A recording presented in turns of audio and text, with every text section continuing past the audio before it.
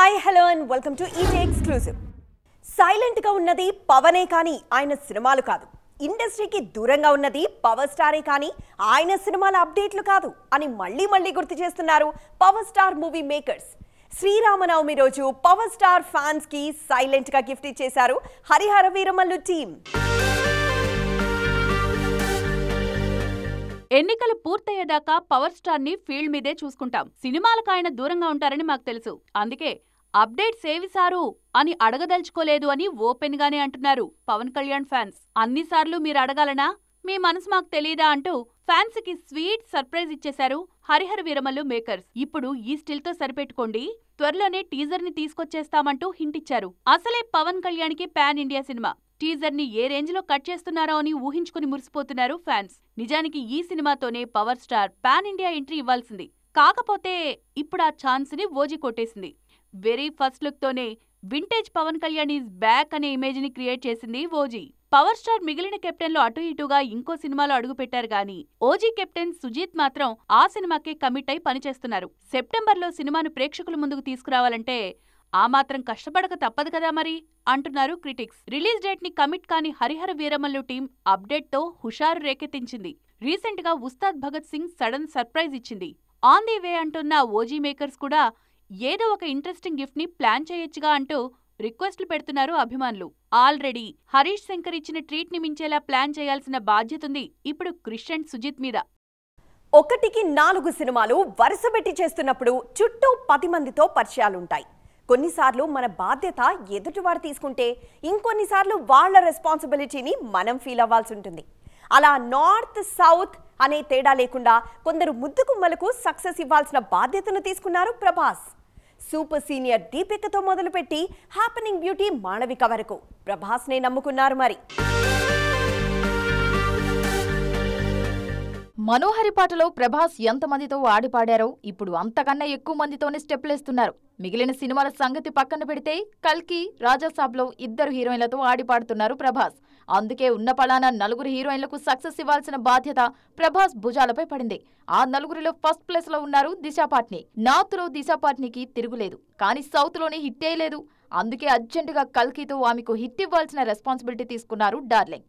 ఈ సినిమాతో దీపికను సౌత్ లో గ్రాండ్ గా లాంచ్ చేయాల్సిన డ్యూటీ కూడా ప్రభాస్దే. కల్కి ఎప్పుడెప్పుడు రిలీజ్ అవుతుందా అని ఆసక్తిగా వెయిట్ చేస్తున్నారు దీపిక. ఆఫ్ స్క్రీన్, ఆన్లైన్ లో గ్లామర్ ఫోటోలు షేర్ చేయడంలో ఎప్పుడు ముందుంటారు మాళవికా మోహనన్. ఎప్పుడు హాట్ ఫోటోషూట్లతో కుర్రకారును కవించే ఈ బ్యూటీ త్వరలోనే ప్రభాస్ పక్కన స్క్రీన్స్ మీద సందడి చేయడానికి సిద్ధమవుతున్నారు. మాళవికతో ఆల్రెడీ షూటింగ్ చేసిన డార్లింగ్ ఇప్పుడు నిధితో సన్నివేశాల చిత్రీకరణలో పాల్గొంటున్నారు. టాలీవుడ్ లో సరైన సక్సెస్ కోసం ఎదురుచూస్తున్న నిధి అగర్వాల్ రాజాసాబ్ మీద బోలెడన్ని హోప్స్ పెట్టుకున్నారు. మా డార్లింగ్ ఓవైపు సలార్ సక్సెస్ ని కంటిన్యూ చేయాలి, ఇంకోవైపు ఇంతమంది అమ్మాయిల విష్ లిస్ట్ ని ఫుల్ఫిల్ చేయాలి అని ముచ్చటపడుతున్నారు ఫ్యాన్స్. అంతా రామమయం అంటూ శ్రీరామనవమి సందర్భంగా ఎక్కడ చూసినా రామనామ స్మరణే. ఈ సందర్భంగా రామయ్య చుట్టూ, అయోధ్య చుట్టూ అల్లుకుంటున్న సినిమాల గురించి మాట్లాడుకుంటున్నారు జనాలు. రానున్న రోజుల్లో వెండితెర మీద రామనామాన్ని జపించబోయే సినిమాలేవేవి, వాటి విశేషాలేంటి చూసేద్దాం రండి. వాడవాడల్లో శ్రీరామనవమి వేడుకలు జరుగుతోన్న సమయంలో సిల్వర్ స్క్రీన్ రామయ్యలను, రామకథలతో, హనుమంతుడి స్మరణతో వస్తోన్న సినిమాల గురించి కూడా మాట్లాడుకుంటున్నారు జనాలు. పాన్ ఇండియా స్టార్ ప్రభాస్ నటించిన ఆదిపురుష్ హిట్ అయ్యుంటే బావుండేదనే మాట కూడా వినిపిస్తోంది. రణ్బీర్ రాముడిగా, సాయి పల్లవి సీతమ్మ తల్లిగా, యష్ రావణాసురుడిగా నటించబోయే నార్త్ నితీష్ తివారీ రామాయణం ట్రెండింగ్లో ఉంది. ఈ ఏడాది అతిపెద్ద హిట్ తేజ సజ్జా హనుమాన్ మూవీ. ఈ సినిమాకు సీక్వెల్ గా తెరకెక్కనున్న జై హనుమాన్ మీద కూడా మంచి ఎక్స్పెక్టేషన్స్ ఉన్నాయి. ఫస్ట్ పార్ట్ ను మించేలా సెకండ్ పార్ట్ చిత్రీకరణ ఉంటుందని చెప్పకనే చెప్తున్నారు మేకర్స్. అయోధ్య మీద కూడా చాలా సినిమాలే అనౌన్స్ అయ్యాయి. తన దగ్గర అయోధ్య స్క్రిప్ట్ రెడీగా ఉందన్నారు కంగనా రనౌత్. 695 పేరుతో అయోధ్య నిర్మాణాన్ని వివరిస్తూ సినిమా చేస్తానని యాక్టర్ అరుణ్ గోవిల్ ప్రకటించారు. అక్షయ్ కుమార్ కూడా తన విల్లింగ్ ని షేర్ చేసుకున్నారు. తెలుగులో జర్నీ టు అయోధ్య పేరుతో ఓ సినిమాని అనౌన్స్ చేశారు నిర్మాత వేణు దోనెపూడి. చిత్రాలయం సంస్థ నిర్మిస్తోన్న ఈ సినిమాకు విఎన్ ఆదిత్య కథ అందించారు. వీటన్నింటి బట్టి చూస్తే భవిష్యత్తులో సిల్వర్ స్క్రీన్ మీద ఆ జగదానంద కారకుడి నామం వినిపిస్తూనే ఉంటుందన్నమాట. సినిమా ఎలా ఉంది అని అనడానికి ఇంతకు ముందు టాక్ ఎలా ఉంది, జనాలేమంటున్నారు అనే మాట నడిచేది.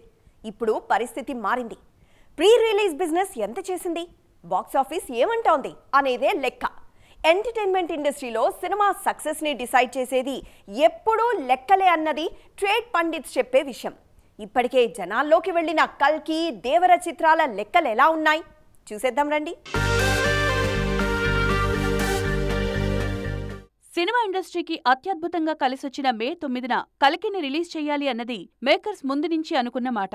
అయితే ఇప్పుడు ఆ డేట్ మీద మరోసారి క్లారిటీ రావాల్సింది. రిలీజ్ డేట్ విషయం ఎలా ఉన్నప్పటికీ cinema pre release business numbers మాత్రం రెబల్ ఫ్యాన్స్ లో హుషారు నింపేస్తున్నాయి. డార్లింగ్ ప్రభాస్ కల్కికి తెలుగు రాష్ట్రాల్లో దాదాపు 200 కోట్లకు పైగా ప్రీ రిలీజ్ లెక్కలు చెప్తున్నారు ట్రేడ్ పండిట్స్. ఆల్రెడీ తెలుగు రాష్ట్రాల్లో 1-2 ఏరియాల బిజినెస్ క్లోజ్ అయిందని డిస్ట్రిబ్యూటర్లు గట్టి ఫిగరే కోట్ చేశారన్నది టాక్. ప్రభాస్ గత సినిమాలతో పోలిస్తే కల్కి మీద భారీ హోప్స్ ఉన్నాయి.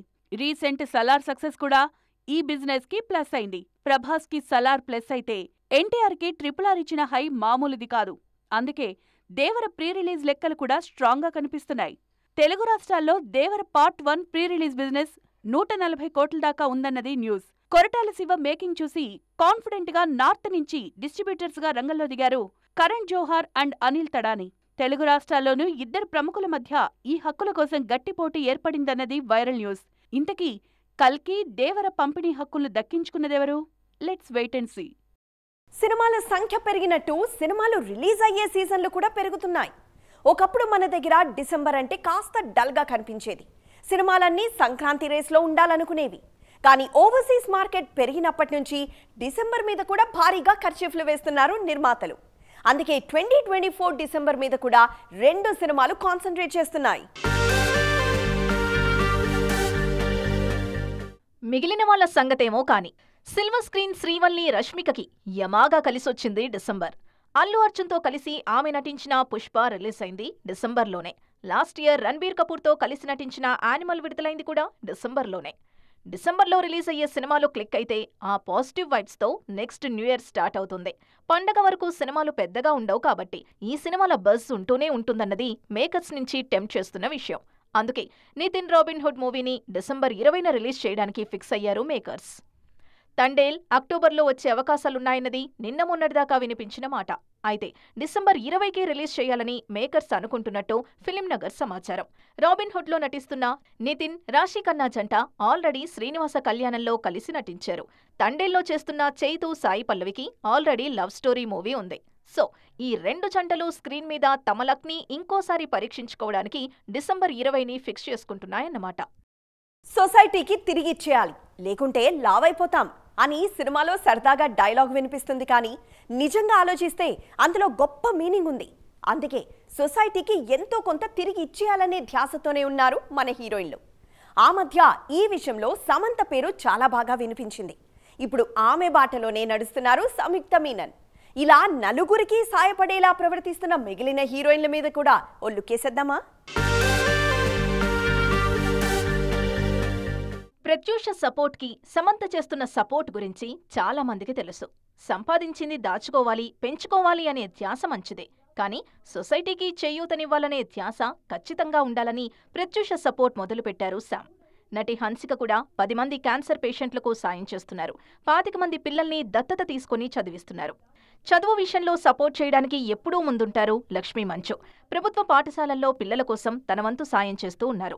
ఏమాత్రం సమయం దొరికినా పేద పిల్లలకు ఇంగ్లీష్, లీడర్షిప్ స్కిల్స్ నేర్పిస్తున్నారు. తన పరిచయస్తులతోనూ ఈ కార్యక్రమాలు చేయిస్తున్నారు లక్ష్మీ మంచు.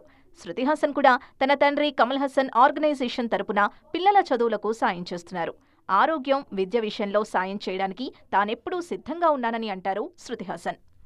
లేటెస్ట్గా ఈ క్లబ్లోకి ఎంట్రీ ఇచ్చారు సంయుక్త మీనన్. తెలుగులో వరుస విజయాలతో లక్కీ గర్ల్గా పేరు తెచ్చుకున్న సంయుక్త ఆదిశక్తి సేవా సంస్థను స్టార్ట్ చేశారు. మహిళలకు సమాన అవకాశాలు కల్పించి వారిని అన్ని విధాలా అభివృద్ధి పదంలో నడపాలన్నదే ధ్యేయమని అంటున్నారు ఈ బ్యూటీ.